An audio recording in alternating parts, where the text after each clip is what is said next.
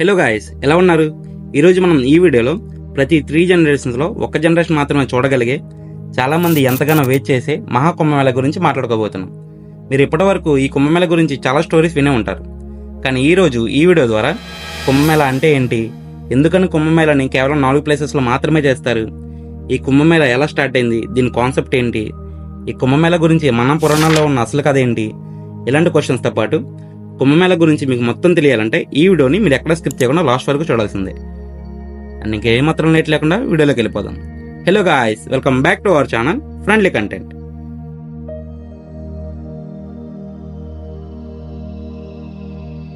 ఇప్పుడు ఈ కుంభమేళ వెనుకున్న స్టోరీ తెలియాలంటే మనం కొన్ని వేల సంవత్సరాల వెనక్కి వెళ్ళాలి. హిందూ పురాణాల ప్రకారం ఒకరోజు దుర్వాస మహర్షి ప్రయాణం చేస్తూ ఉంటే ఇంద్రుడు తన ఐరావతం మీద స్వారీ చేస్తూ కనిపిస్తారు. మహర్షి ఇంద్రుడి మీద ఉన్న గౌరవంతో తన దగ్గర ఉన్న దివ్యమైన వనదేవత ఇచ్చిన ఒక దండని ఇంద్రుడికి ఇస్తారు. అది తీసుకుని ఇంద్రుడు ఆ దండని ఐరావతం తొండపైన వేస్తారు. ఆ దండ వాల్యూ తెలియని ఐరావతం దానిని కింద వేసి తొక్కేస్తుంది. తాను ఎంతో గౌరవంతో అభిమానంతో ఇచ్చిన దండని ఇలా చేసినందుకు దుర్వాస మహర్షి దీన్ని అవమానంగా భావించి ఎంతో కోపంతో ఇంద్రుడికి అండ్ మిగతా దేవుళ్ళకి కూడా శక్తి, బలం, అమరత్వం పోవాలని శపిస్తారు.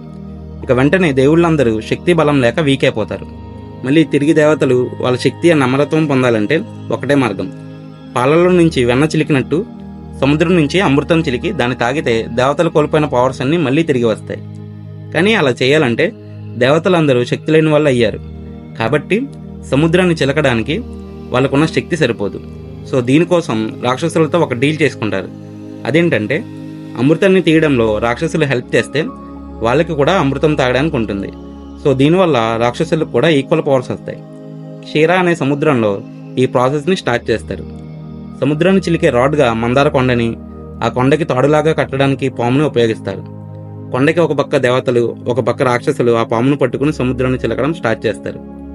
కానీ ఇక్కడ ప్రాబ్లం ఏంటంటే కొండ అనేది రాయి, సో వాటర్లో తేలడం కష్టం. కాబట్టి విష్ణుమూర్తి తన దశావతారంలో ఒకటైన కూర్మావతారంలో వచ్చి ఆ కొండ మునిగిపోకుండా ఉండడానికి తన వీపు పైన ఆ కొండని పెట్టుకుంటారు.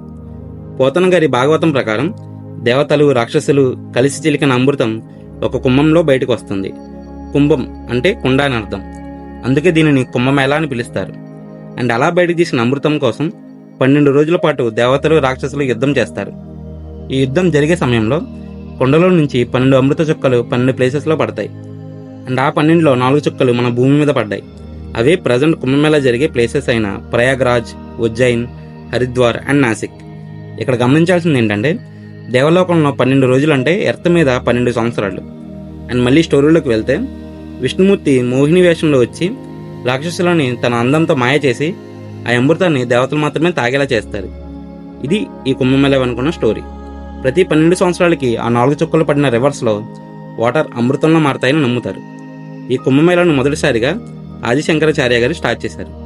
అండ్ మెయిన్గా ఈ కుంభమేళలో 4 టైప్స్ ఉంటాయి. నార్మల్ కుంభమేళ, ఇది ప్రతి 4 సంవత్సరాలకి చేస్తారు. తరువాత అర్ధ కుంభమేళ, ఇది ప్రతి 6 సంవత్సరాలకు ఒకసారి చేస్తారు. తర్వాత పూర్ణ కుంభమేళ, దీనిని 12 సంవత్సరాలకు ఒకసారి చేస్తారు. అండ్ లాస్ట్గా మహాకుంభమేళ, దీనిని 144 సంవత్సరాలకు ఒకసారి మాత్రమే చేస్తారు. 12 పూర్ణ కుంభమేళలు కంప్లీట్ అయ్యాక చేసేదే ఇప్పుడు జరుగుతున్న మహాకుంభమేళ.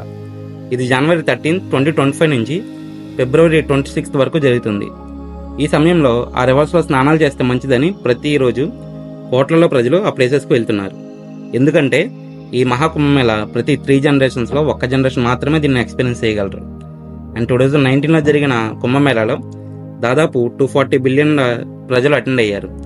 ఈ ఈవెంట్లో ఋషులు, యోగులు, నాగసాధువులతో పాటు కోట్లలో భక్తులు మన దేశం నుండి కాకుండా ఇతర దేశాల నుండి కూడా వస్తున్నారు.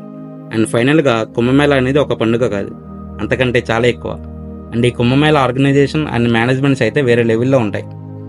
ఈ ఈవెంట్కి వచ్చే ప్రజల కోసం హాస్పిటల్స్ అండ్ రోడ్స్తో పాటు ఒక టెంపరీ సిటీనే బిల్డ్ చేశారు. నిజానికి చెప్పాలంటే హార్వర్డ్ యూనివర్సిటీ వాళ్ళు కూడా ఈ ప్లానింగ్ అండ్ ఎగ్జిక్యూషన్ మీద స్టడీ చేశారు. అండ్ కుంభమేళ సమయంలో ఈ రివర్స్తో స్నానాలు చేయడం వల్ల స్పిరిచువల్ హెల్త్ బెనిఫిట్స్ ఉంటాయని సైంటిస్టులు చెప్తున్నారు. అండ్ ఈ కుంభమేళ గురించి ఒక్క ముక్కలో చెప్పాలంటే ఇది ఒక కల్చరల్ వండర్. మీరు పురాణాలు నమ్మినా నమ్మకపోయినా ఈ కుంభమేళని దగ్గర నుండి చూడడం once in a life time experience. మరి మీ సంగతి ఏంటి? మీరు ఎప్పుడైనా కుంభమేళ వెళ్ళారా? సో ఇదండి ఈరోజు మన వీడియో. ఇన్ కేస్ నేను ఏమైనా తప్పుగా మాట్లాడినా లేదా ఏమైనా ఇన్ఫర్మేషన్ మిస్ చేసినా కమెంట్స్లో చెప్పడానికి ట్రై చేయండి. అండ్ ఈ వీడియో మీరు ఎక్కడి వరకు చూసారంటే మీకు నచ్చిందని అనుకుంటున్నా. ఇన్ కేస్ వీడియో నచ్చినట్టయితే వీడియోని లైక్ చేసి మీ ఫ్రెండ్స్ అండ్ ఫ్యామిలీకి షేర్ చేయండి. అండ్ ఇలాంటి interesting and informative videos miss కాకూడదు అనుకుంటే కింద కనబడుతున్న సబ్స్క్రైబ్ బటన్ నొక్కి పక్కన ఉన్న బెల్ ఐకాన్ ఆన్లో ఉంచుకోండి. మరొక ఇంట్రెస్టింగ్ వీడియోతో మళ్ళీ కలుద్దాం. అంతవరకు బాయ్ బాయ్.